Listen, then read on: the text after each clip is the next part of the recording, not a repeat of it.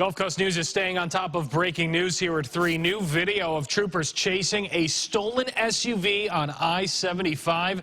Another angle of this chase is when troopers spun out that SUV going at a high rate of speed at the Lee-Charlotte County line. As you can see, it loses control and goes off of the road. Thank you so much for counting on us here on Gulf Coast News.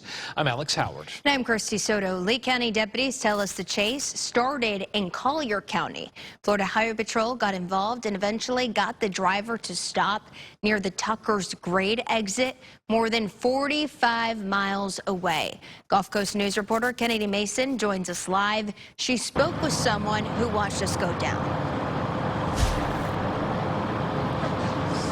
It all started when someone stole an SUV from Collier County. The driver did not stop for deputies. The high-speed chase went all the way up I-75 through Lee County to the Charlotte County line.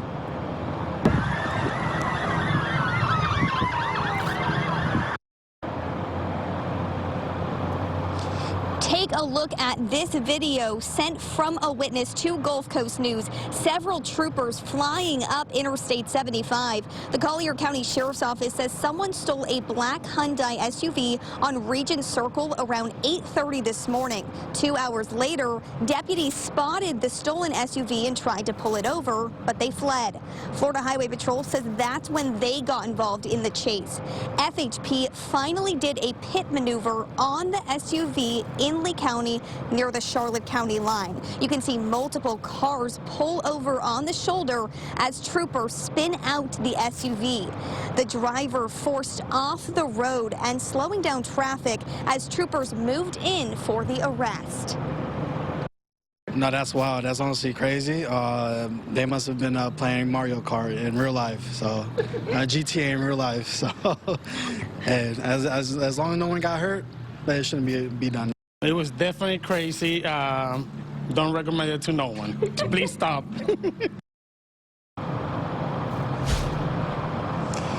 And luckily, FHP says no one was hurt. We know that one person was in the car, and that person has been taken into custody in Lee County, and they will be moved to Collier County.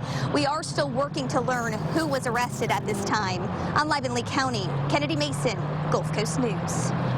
Kennedy, thank you. You're looking at new video of a driver plowing through cars at a light in Lee County. The suspected drunk driver took out 7 cars and then ran off. Deputies tracked down Michael Hill yesterday off of Hart Road near Bayshore, where this hit and run happened. Hill has been charged and is still in the hospital. Here's a look at some of those damaged vehicles. 2 people went to the hospital. One even had a broken collarbone.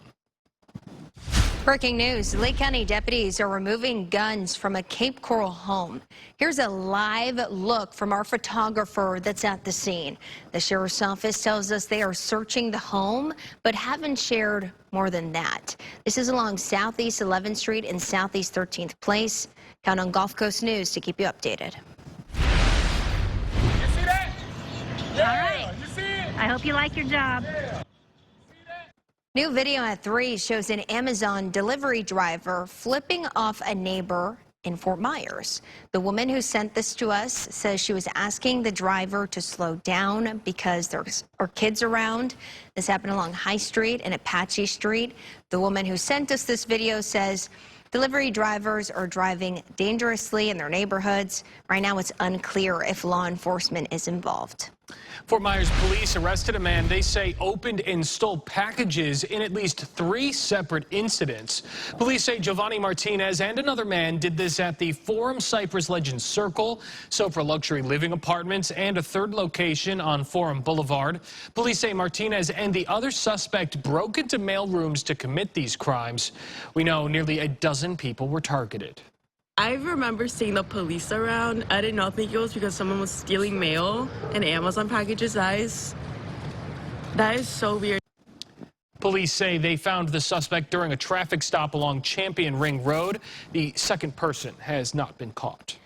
The Cape Coral father accused of forgetting to take a gun out of his child's backpack before school will have to fork over a lot of money to get out of jail. This is video of James Wilson talking to a judge this morning from jail. The judge set a $50,000 bond for him and said he can't see his son without supervision. Cape Coral police arrested him yesterday. His 5-year-old son brought a loaded gun in his backpack to Trafalgar Elementary School. Wilson said he forgot it was in there. Crazy. Someone could have gotten hurt, but thank God for the school security. They were able to find out right away that the child had a gun in his backpack. The defense argued this was a mistake, saying Wilson is a good father, husband, and is a veteran. New at 3, kids riding bikes and scooters in the middle of the road, risking their lives. This is video of where this is happening frequently by Trafalgar Elementary and middle schools. Our Gulf Coast News reporter Mohammed Abdul-Kawi is live from Cape Coral, where drivers have to dodge these kids who seem to not care if they get hit. Mohammed? These kids are right around the schools like they own the place, and in fact, people are getting tired of it, and they want this to stop before someone gets seriously hurt. Video shared with Gulf Coast News shows a couple of kids riding their bikes along Southwest 20th Avenue by Trafalgar Elementary. This took place Wednesday, a teen provoking this driver. Michelle Richards says her daughter called the police on them. She lives 6 minutes from me, and they tried to drive into her truck on Trafalgar, so she called the police just to make sure that it was documented.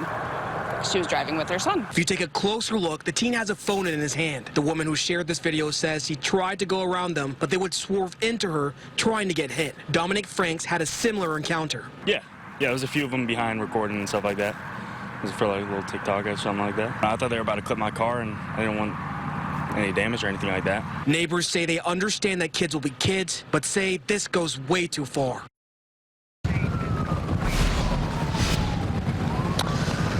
Now, we reached out to the Cape Coral Police Department about this, and this is something that they've seen around the city several times, and they want parents to know that stuff like this can be dangerous as well as deadly. I'm reporting live in Cape Coral. I'm Mohammed Abdul-Kawi, Gulf Coast News. Mohammed, thank you. The town of Fort Myers Beach issued a beach water advisory for the island. This comes after the Florida Department of Health detected bacteria in the water. The bacteria is being found at Lynn Hall Memorial Park. The health department says the bacteria provides an increased risk of being sick for swimmers. We spoke to one person disgusted to learn about the water's condition. Definitely gross, and I'm not going to be laying here specifically anymore. Kind of ruins it, honestly, if you think about it. The town reminds you to avoid swimming while bacteria is still there. Don't swallow seawater, and wash your hands before eating or drinking. And make sure to rinse yourself with fresh water if you do go in, and seek medical attention if you experience symptoms. A Port St. Lucie police officer is out of the hospital after being shot twice in the face. Sergeant Eric Levasseur was shot on December 1st and was in the hospital for over a month. He had several surgeries to repair his eyesight. Police describe his recovery as a long and painful road, but one he never walked alone. I want you to know that your PD and city family have you in their thoughts and prayers, and we're thinking about you each and every day. Outside of the hospital were more of his brothers and sisters in uniform to cheer him on. The state of Florida is continuing to shut down illegal gambling. The Gaming Commission removed 231 slot machines from several arcades. And one man says he noticed other arcades shut down recently and noticed a change at this one in particular. This place here has been operating, and they had a name on the building. And then for the last 3 months, there's been no name on the building since the Osceola sheriff was busted. Here locally, deputies and police in Lee County have raided at least 15 arcades since August, most recently in Iona and the Villas. The Clinic for the Rehabilitation of Wildlife is warning that if you feed pelicans, you may actually cause them to starve to death. Crow says they've had recent cases of multiple pelicans with fish fillet scraps stuck in their throats. The bare bones of the carcass get caught while going down, preventing the pelican from swallowing completely. Crow says this is incredibly painful and blocks pelicans from eating other food. Remember, feeding pelicans is illegal in our state. Tensions continue to rise more and more after a second shooting involving an ICE agent. Ahead at 3:30, the latest on the investigations in both Portland and Minneapolis. And scrubbing through your subscriptions for a clean financial start to 2026. Next at 3, how a simple subscription cleanse can help your wallet.